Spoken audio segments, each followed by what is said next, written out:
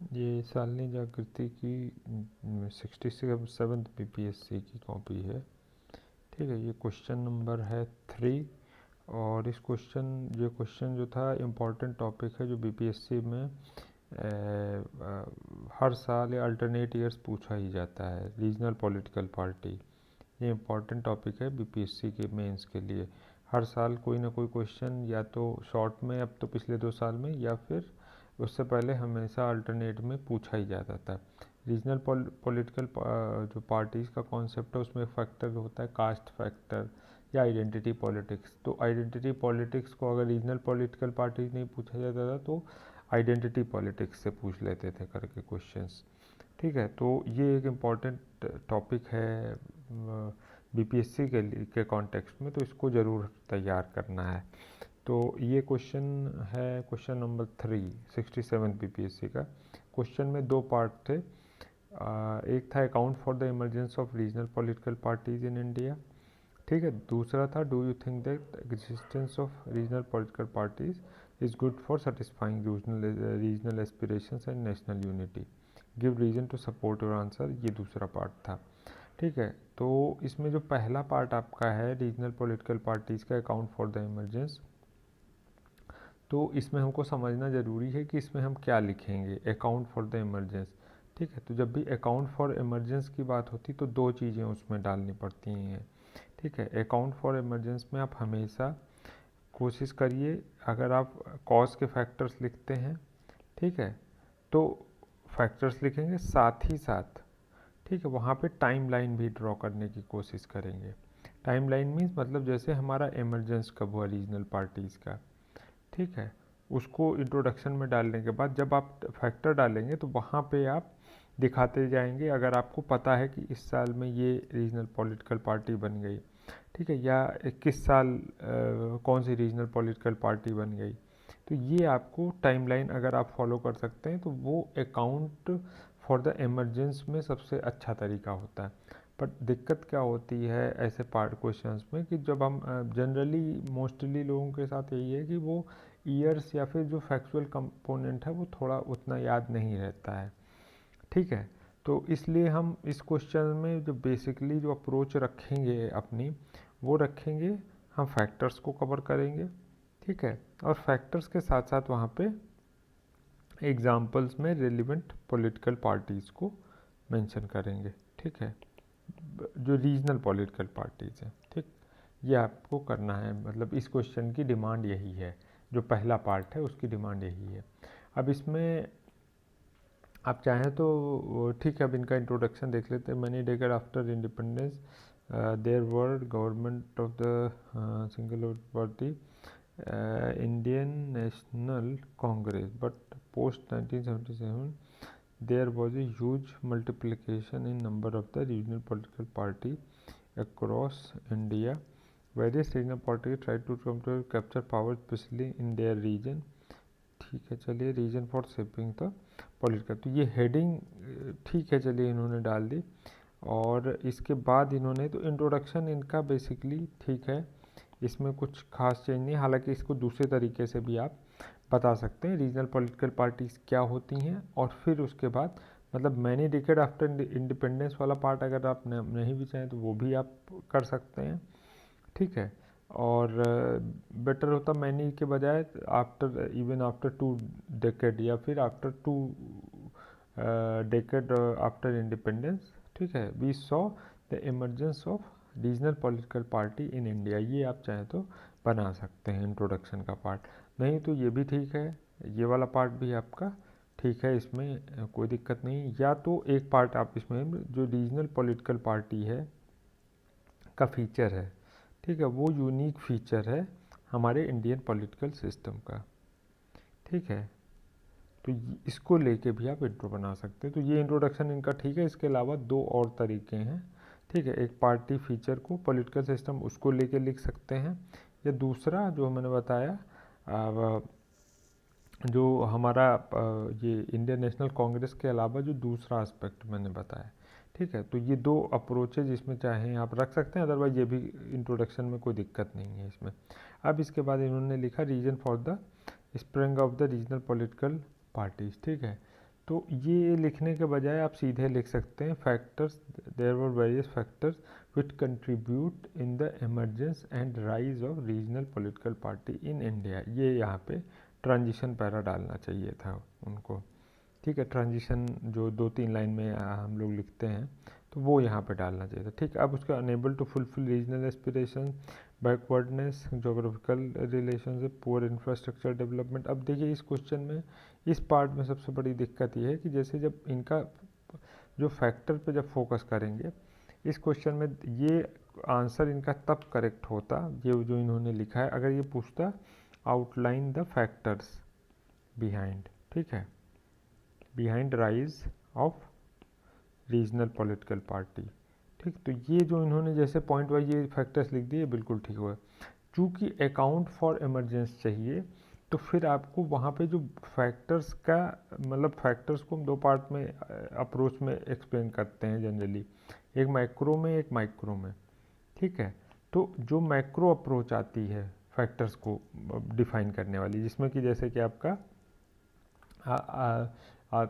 जो regional political emergency parties के emergency के कारण, तो एक तो जैसे आपका लिंग्विस्टिक फैक्टर्स आते हैं, हो सकता है इन्होंने लिखा हो आगे, मैं वो हम बाद में भी देख लेंगे। तो यहाँ पे इनको जो मेजर फैक्टर्स हैं जैसे लिंग्विस्टिक फैक्टर है, ठीक है, हिस्टोरिकल ग्रीवांसेस या फिर इनका बैकवर्डनेस है, ठीक है। इसके साथ साथ इसमें आपका इलेक्टोरल पॉलिटिक्स है, ठीक। इसके अलावा आपका जो फेडरल स्ट्रक्चर है इंडिया का, ठीक है, ये सब मेजर फैक्टर्स हैं। तो इनको जब अकाउंट फॉर इमरजेंस लिखना है तो वहाँ पे ये फैक्टर, मेजर फैक्टर्स पकड़ने हैं, और इन फैक्टर्स को जस्टिफाई करने के लिए साथ में हमें एग्जाम्पल डालना है, ठीक है।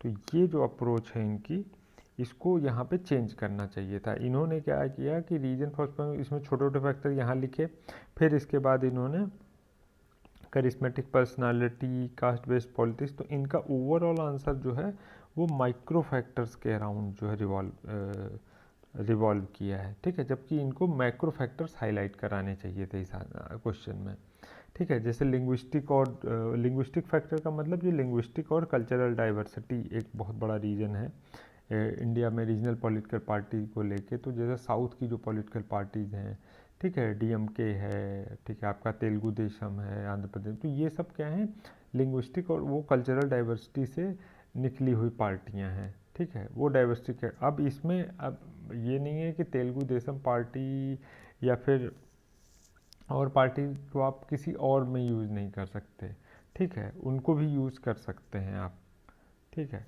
अब इसके अलावा जो हम बाकी फैक्टर्स देखेंगे तो इसमें भी हम एक एक पार्टी को ऐसे ऐड करते जाएंगे। तो जैसे हिस्टोरिकल ग्रीवेंसेस है, तो आपकी सबसे जो फेमस एग्जांपल है इसका वो है शिरोमणि अकाली दल, ठीक है, जो बनी थी। तो ये सबसे फेमस एग्जांपल है शिरोमणि अकाली दल का, जो इसमें अक्सर मतलब जब भी ये फैक्टर आएगा तो सबसे पहली जो पार्टी आएगी वो यही आती है इसमें, ठीक है। फिर इसके बाद जो आपका इलेक्टोरल पॉलिटिकल सिस्टम की बात है, तो इसमें आपका इलेक्टोरल पॉलिटिकल सिस्टम में जैसे आप इन्होंने यहाँ पे लिखा नहीं कास्ट की पॉलिटिक्स, कास्ट बेस्ड, ठीक है, तो इसको यहाँ पे डाल सकते हैं ये वाला एग्जांपल, ठीक है। ऐसे ही आपका फेडरल स्ट्रक्चर है, तो फेडरल स्ट्रक्चर में बेसिकली क्या आएगा, फेडरल स्ट्रक्चर एक तरीके से गवर्नेंस को लेके है, जो इन्होंने सबसे ऊपर में पहला पॉइंट लिखा है ना, सेंट्रल गवर्नमेंट का जो सपोर्ट की बात की है, ठीक है, तो वो गवर्नेंस को लेके है, तो वो भी एक फैक्टर है यहाँ पे रीजनल पार्टीज़ की डिमांड को फ्यूल करने के लिए, ठीक है। फिर इसके बाद आपका वही सोशल और इकोनॉमिक फैक्टर, तो इसमें तो भरमार है सोशल इकोनॉमिक फैक्टर्स में, बहुत सारी पार्टीज़ हैं। अब जैसे किसानों के लिए जो पार्टीज़ बनी उसको आप इकोनॉमिक फैक्टर्स में डाल सकते हैं। सोशल में जो कास्ट बेस्ड वाला मैंने बताया, तो यूपी में जो बहुत सारी पार्टीज़ हैं, ठीक है, जो ओबीसीज़ के डिमांड्स को लेके हैं, ठीक है, या समाजवादी पार्टी हो गई, बहुजन समाज पार्टी, ये तो मेजर पार्टीज़ हो गई, ठीक है, मेजर रीजनल पार्टीज़ हो गई, तो इनको आप लिख दीजिए। तो इसमें देखेंगे आपके इस क्वेश्चन में जो 5 कॉज हैं, तो उसमें है सब में एग्जाम्पल आपको मिल गया, ठीक है, और पॉइंट भी आपको मिल गए। तो बेसिकली हमेशा कोशिश ये करनी है कि इसको मैक्रो अप्रोच में सॉल्व करना था। ये क्वेश्चन माइक्रो अप्रोच का नहीं, अगर आउटलाइन द फैक्टर्स का क्वेश्चन आता तो उसको सॉल्व करने में आपके दोनों अप्रोचेज आपके पास ऑप्शन में रहती है, मैक्रो माइक्रो। मतलब आप छोटे छोटे पॉइंट भी बना के लिख सकते हैं और बड़े भी लिखेंगे, लेकिन ये अकाउंट फॉर इमरजेंस का है तो यहाँ पे ये आपको ध्यान रखना है। दूसरी चीज़ क्या है, इसमें चूंकि इमरजेंस की बात है तो अगर आप थोड़ी सी टाइमलाइन, जैसे शिरोमणि अकाली दल कब हुई, ठीक है, या फिर एसपी बीएसपी जैसे किस तरीके से 1990s की पार्टी हैं, ठीक है, 1975 से जो आरजेडी है, ठीक है, तो उसका बेसिस वहाँ पे है इमरजेंस का, तो वो आप लिख सकते हैं। अगर टाइमलाइन थोड़ा सा डाल सकते हैं, हालांकि वो मुश्किल होता है, वो इतना आसान नहीं है, क्योंकि जनरली हम लोग पढ़ते समय मिस करते हैं इस पॉइंट को कि कौन सी पार्टी का इमरजेंस कब हुआ, तो वो इतना इम्पॉर्टेंट है नहीं प्रीलिम्स के प्रोस्पेक्ट से भी, ठीक है। तो ये अप्रोच आपकी अब यहाँ पे, ये पहले पार्ट की डिमांड इस तरीके से इनको करना चाहिए था, ठीक है। ठीक लिखा है आंसर, पर जो डिमांड जिस तरीके से बेटर ये यूज लिख सकते थे उतना नहीं लिखा इन्होंने, ठीक है। ये डायग्राम इन्होंने यहाँ ठीक बनाया है, ठीक है, ये बनाने की कोशिश करनी चाहिए लोगों को, मतलब अगर आप बनाएंगे तो अच्छा इंप्रेशन भी पड़ेगा और जो प्रेजेंटेशन है वो भी आपका अच्छा हो जाएगा। अब दूसरा पार्ट इसमें क्या है कि इस क्वेश्चन में सेकंड पार्ट है आपका, do you think that existence of regional party is good for satisfying regional aspiration and national unity, ठीक है। तो अब क्योंकि देखिए इसमें दो पार्ट है, ये वैसे स्ट्रेट फॉरवर्ड पार्ट है लेकिन थोड़ा सा टिल्ट किया हुआ है क्वेश्चन, सिर्फ ये लिखने, क्योंकि do you think that existence of regional parties is good for satisfying regional aspiration. जब भी रीजनल एस्पिरेशंस आती हैं तो वो क्या करती हैं, यूनिटी को, मतलब रीजनलिज्म को बढ़ावा देती हैं। तो जनरली वो क्या करती हैं, नेशनल यूनिटी को क्या करती हैं, अंडरमाइन करती हैं, ठीक है। ये हमेशा ध्यान रखने की बात है, मतलब रीजनलिज्म बढ़ेगा तो नेशनल यूनिटी कॉम्प्रोमाइज़ होती है थोड़ी सी, ठीक है। बिल्कुल ये नहीं कह सकते कि रीजनलिज्म के आने से नेशनल यूनिटी ख़त्म ही हो जाएगी, लेकिन रीजनलिज्म के आने से नेशनल यूनिटी कॉम्प्रोमाइज़ होती है। और इन्होंने जो क्वेश्चन दिया है इसमें स्ट्रेट फॉरवर्ड दो अलग अलग चीज़ों को देने का मतलब ही ये है कि एक पार्ट में आप दिखाएं नेशनल यूनिटी किस तरीके से अफेक्ट होती है, और एक पार्ट में आप दिखाएं कि रीजनल एस्पिरेशंस किस तरीके से फुलफ़िल होती हैं, ठीक है। तो अब इस क्वेश्चन के दो पार्ट आएंगे। अब इन्होंने यहाँ पे क्या लिखा है, have played a important role. अब इस पार्ट की यहाँ ज़रूरत नहीं है, रोल लिखने की यहाँ पे ज़रूरत स्ट्रेट फॉरवर्ड नहीं है। अब जो क्वेश्चन में पूछा है डू यू थिंक, ठीक है, तो आप तो सिर्फ आप ये लिख सकते हैं कि द एमरजेंस और existence of regional parties has affected regional aspirations and national unity. Both the positive aspect of regional political parties can be seen in following ways, ठीक है। अब यहाँ पे आप क्या करेंगे, यहाँ पे आप पॉजिटिव एस्पेक्ट डालेंगे, तो इन्होंने जो ये प्लेड इम्पॉर्टेंट रोल वाला एस्पेक्ट है इसको यहाँ से आपको क्या करना है, हटा देना है, ठीक है। जो ट्रांजिशन पैरा बताया वो लिखिए। अब इसके बाद इन्होंने ये जो एस्पेक्ट लिखा हुआ है रेज्ड लोकल इशूज़, ये लिखना है, ये पार्ट अब आप यहाँ पे लिख सकते हैं। अब इसमें इन्होंने क्या किया है, इस पार्ट को थोड़ा सा इनको एलोबोरेट करना चाहिए था। इन्होंने निगेटिव एस्पेक्ट को तो बहुत अच्छे से दिखा दिया, ठीक है, काफ़ी ज़्यादा एलोबोरेट कर दिया, ठीक है, क्योंकि डू यू थिंक पूछा गया था इसलिए।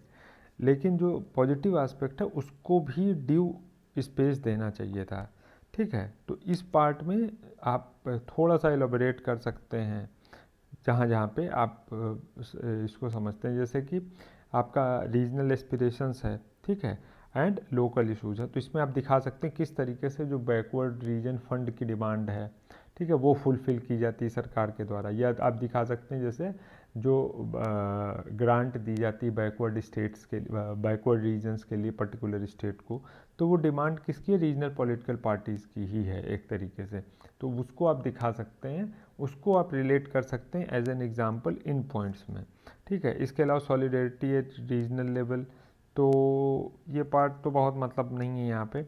इसके अलावा development of poor and deprived section, ये आप दिखा सकते हैं इसमें। तो ये जब आप दिखाएंगे तो ऑब्वियसली आप दिखा सकते हैं किस तरीके से जो कास्ट बेस्ड पॉलिटिक्स में को जो बैकवर्ड कास्ट थी उनको एक अपफ्रंट मिला। ठीक है, ईडब्ल्यूएस की भी डिमांड का जो ईडब्ल्यूएस रिजर्वेशन है उसको भी आप रिलेट करके इसमें दिखा सकते हैं। ठीक है, अदरवाइज जो ओबीसीज हैं particular UP Bihar all over the India, तो उनका कोई एक एग्जांपल ले लीजिए, उसको यहाँ पे आप कोट कर सकते हैं। ठीक है, giving weaker to voice to weaker section of society, तो इसमें ईडब्ल्यूएस रिजर्वेशन के बारे में मेंशन कर सकते हैं रिलेट करके कि वो भी पॉलिटिकल पार्टीज़ की ही डिमांड थी, जो रीजनल पॉलिटिकल पार्टीज। ठीक है, तो इस तरीके से आपको इसमें रिलेट करना चाहिए था। ठीक है, इसके अलावा help pointing out lacuna in the working of the central government, ये भी ठीक है, या कोई इशू होता है उसको हाईलाइट करते हैं। ठीक है, तो ये आप दिखा सकते हैं वहाँ पे। इसका एग्जाम्पल अगर कोई हो, अभी तो मेरे माइंड में क्लिक नहीं कर रहा है, बाकी जो एग्जाम्पल मैंने बता दिए वो आप वहाँ पे पर्टिकुलरली बैकवर्डनेस के लिए कर देते हैं। ठीक है, इसके अलावा डिजास्टर मैनेजमेंट में भी आप जो रीजनल पॉलिटिकल पार्टीज होती हैं तो इस तरीके से जो मैनेजमेंट है उसमें जो उनका रोल होता है वो आप दिखा सकते हैं। पॉलिसी मेकिंग में ज़्यादा इफेक्टिव पॉलिसीज़ बन सकती हैं क्योंकि इंक्लूसिवनेस बढ़ जाती है ऑब्वियसली। ठीक है, तो ये आप दिखा सकते हैं उसमें, जैसे वीमेन लॉ बना।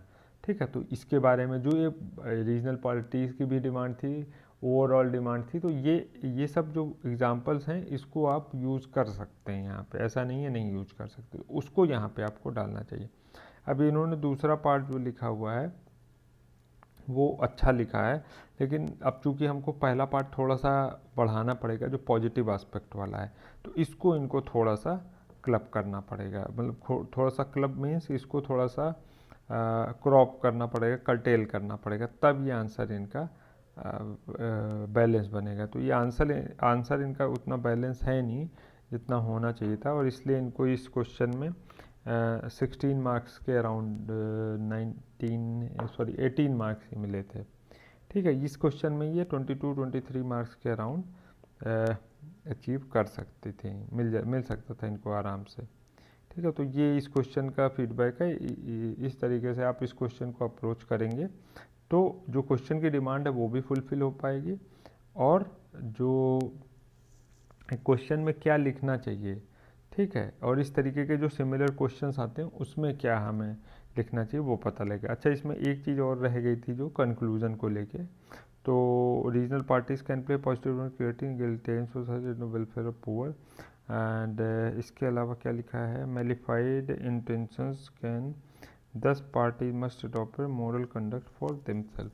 ठीक है, वैसे तो ये ठीक लिखा है, लेकिन ये जब भी आप कंक्लूजन लिखिए तो हमेशा पॉजिटिव नोट पे, अनटिल अनलेस कुछ इस तरीके है, ये पार्ट इनको ऊपर लिखना चाहिए, ऊपर वाला पार्ट नीचे लिखना चाहिए। ठीक है, तो इसको रिवर्स कर देना चाहिए था इनको, जो इन्होंने अपना कंक्लूजन लिखा हुआ है।